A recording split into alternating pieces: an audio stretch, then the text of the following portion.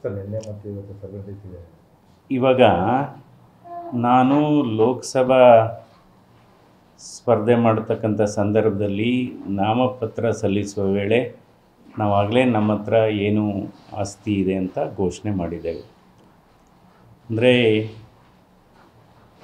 ಕೆಲವು ಕೆಲವು ಅಲ್ಲ, ಯಾವುದೋ ಒಂದೋ ಎರಡೋ ಸ್ವಲ್ಪ ಟಿ ವಿ ಮಾಧ್ಯಮಗಳಲ್ಲಿ ಡಾಕ್ಟರ್ ಮಂಜುನಾಥ್ ಅವರು MP ಆದಮೇಲೆ 71 ಎಕರೆ ಆಸ್ತಿಯನ್ನು ಜಮೀನನ್ನು ಮಾಡಿದ್ದಾರೆ ಅಂತ ಏನೋ ಸುದ್ದಿ ಕೇಳಿದೆ. ನಾನು MP ಆದಮೇಲೆ 71 ಎಕರೆ ಅಲ್ಲ, 71 ಇಂಚು ಕೂಡ ಮಾಡಿಲ್ಲ, 71 ಇಂಚು ಕೂಡ ಇಲ್ಲ.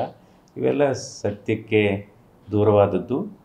ಹಾಗಾಗಿ ಇಲ್ಲಿ ಕೆತ್ಗಾನಹಳ್ಳಿ ಇದರಲ್ಲಿ 1996ನೇ ಇಸ್ವಿನಲ್ಲಿ ನಮ್ಮ ತಂದೆಯವರಿದ್ದಾಗ ತಂದೆಯವರು 3.5 ಎಕರೆ ಜಮೀನು ಮಾತ್ರ ಖರೀದಿ ಮಾಡಿದ್ದಾರೆ.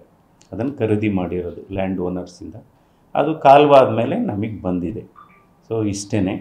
ಸೊ ಇದರಲ್ಲಿ ಯಾಕೆಂದರೆ ಇನ್ಯಾವುದು ಏನಿಲ್ಲ ಇದರಲ್ಲಿ, ಅಷ್ಟೇ. ತಗೊಂಡಿದ್ದೀವಿ ಸರ್ ನಿನ್ನೆ. ಆಯಿತು, ಅವ್ರ ಪಾಡಿಗೆ ಅವ್ರು ಏನಾದ್ರು ಮಾಡ್ಕೊಳ್ಳಿ. ಸೊ ಯಾಕೆಂದರೆ ಕಾನೂನು ಪ್ರಕಾರ ಏನು ಬೇಕೋ ಅದು ಮಾಡ್ಕೊಳ್ಳಿ. ಸೊ ಬಟ್ ವಸ್ತುಸ್ಥಿತಿ ಇಷ್ಟೇ. ಅಂದರೆ MP ಆದಮೇಲೆ 7 ಇಂಚು ಇಲ್ಲ ನಮ್ಮ ಹತ್ರ ಹೊಸ್ದಾಗಿ.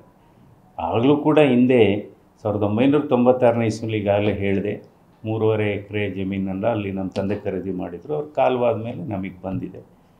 ಸೊ ಇದು ಮಾಹಿತಿಗಾಗಿ. ನ್ಯೂಸ್ ಫಸ್ಟ್ ನಿರ್ಭೀತಿಯಿಂದ ನಿಮ್ಮ ಪರವಾಗಿ.